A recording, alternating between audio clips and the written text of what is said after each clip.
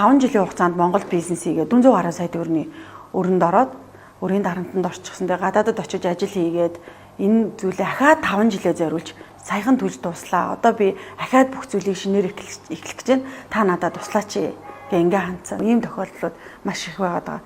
Хин нэг даган дуурайгаад бизнес хийчих. Манай найз хүсэлгүүр ажилласан ч ашигтай байдаг гинэ. За баг карк ажилласан ч ашигтай байдаг гинэ ч юм уу. Тэр цэма Монголд бизнес эрхлэгчдийн баг 80% нь эхний 1 жил 2 жил дотроо дампуурдгаа гэдэг ингээ бүр судалгаа гарсан. Бизнес хийж байгаа хүн яаж би удаан хугацаанд доктортойгоор бизнесээ үргэлжлүүлэх гэдгийг маш сайн боддог. Тэгэхээр нэг удаагийн бүүмээс одоо юм ашиг орлого гэхээсээ илүү доктортой өсөлтийг хийх. Доктортойгоор бидний бизнес удаан хугацаанд явахын тулд яах аргагүй санхүүгийн сахилга бат төлөвлөгөө чухал агаад. Төлөвлөгөөтэй байх юм бол таны бизнес ашиггүй ажиллах одоо юм үндэслэл байхгүй шүү дээ. Тэгвэл бид нар бизнес хийхээр угаасаа ингээд эхний удаадаа амжилтгүй байдгийн гэсэн алдагдал хүлээдгийн гэсэн гээд өөрийгөө зөвтгөөд санхүү бол ингээд асах руугаа яваад идэг гэсэн. Тэгээ энэ зүйлийг одоо мэдээж нөгөө сүүлийн үед хүмүүс бас их ойлгодог болсон. Би ингээд ганцаараа яваад бизнес маань амжилтгүй байгаад байна. Тэгэхээр яах аргагүй ментор хэрэгтэй байна. Би ингээд 5 жил явчлаа, 8 жил явчлаа, байдагтай байгаад байна. Тэгэхээр би бизнесээ дараагийн түвшинд гаргахын тулд одоо л би нэг юм систем болгож авахгүй болохгүй нэгэд хандаад илүү яг энэ дараагийн шатанд гарах суурийг тавьж өгдөг. Бизнес төлөвлөгөөхөр хүмүүс их айж хүлээж авдаг, мөнгө санхүүгээр зугатаадаг. Би тоонд дургүй байсан. Юу мөнгө вэ гэдэг. Эсвэл төлөвлөгөө бичгээр за наадахыг чинь би барахгүй дээ. Тэр эдийн засагч хүмүүс л хийдэг. Гэтэл яг та зүгээр л толгоон дотор байгаа зүйлээ л цаасан дээр буулгаад би ийм зүйл хүсээд байна. Тэдэнд өөрийн орлого ашигтай ажиллах юм байна. Ингэж бизнесээ инегээд байгаа зүйлийг л бизнес төлөвлөгөө. Зарим хүмүүс баг бизнесээ та юу хийдэг вэ гэхээр ингээ баг хэлж чадахгүй. Үгүй нэг жижигхэн юм хийдэг юм оо гэд ингээ жишээтэй.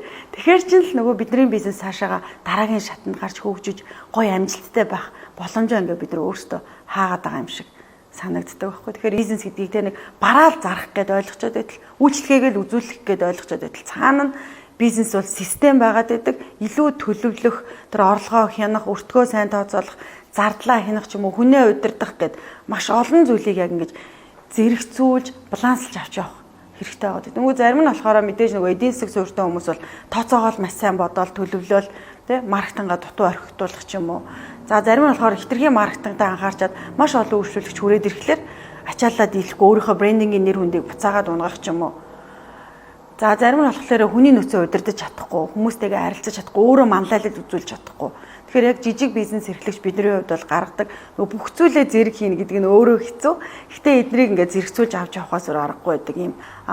Зөвхөн бизнесийг мөнгөний нүдээр харах юм бол тэр бизнес маш богино хугацаатай, амжилтгүй, удаан хугацаанд доктортой явах тийм нөхцөл хангахдахгүй байна.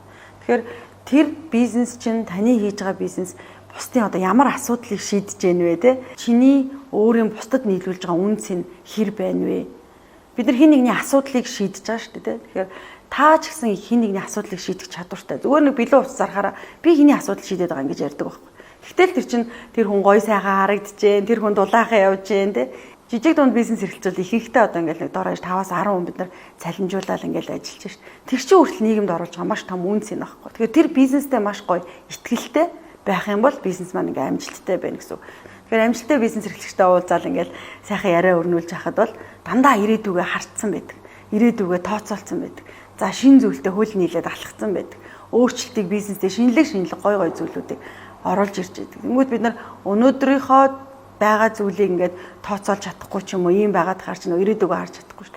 Тэгэхээр яг өнөөдрөөрөө биш миний бизнест ер нь ямар гоё шинжилэлт өөрчлөлт байна. Би яавал ирээдүйд ингээд те 5 жилийн дараа яг тэр тавьсан байгаа зорилготой хүрч чадах уу гэдгээ олж харчаад түүнийхээ төлөө яг нөгөө тууштай гэдэг тэр зангаараа хичээх юм бол яг л тэр амжилттай бизнес эрхлэгч байгаад.